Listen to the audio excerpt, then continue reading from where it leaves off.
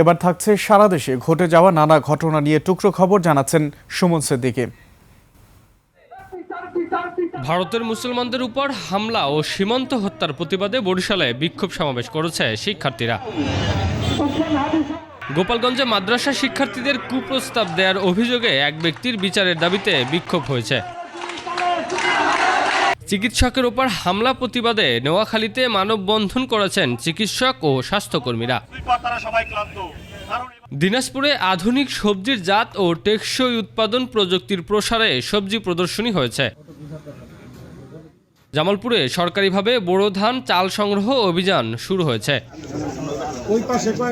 ঠাকুরগাঁওয়ে ভূমিহীন অধিকার প্রতিষ্ঠার দাবিতে মত বিনিময় সভা এবং শিক্ষিত বেকারদের কর্মসংস্থানের লক্ষ্যে আয়োজন করা হয় দিনব্যাপী চাকরি মেলা। বাংলাদেশ টি এস্টেট স্টাফ অ্যাসোসিয়েশনের ত্রিবার্ষিক নির্বাচনের তফসিল ঘোষণা করা হয়েছে। নরসিংদীর মনোহরদীতে বর্জ্য ব্যবস্থাপনা প্লান্ট নির্মাণের চুক্তি স্বাক্ষর ও অংশীজন সভা হয়েছে।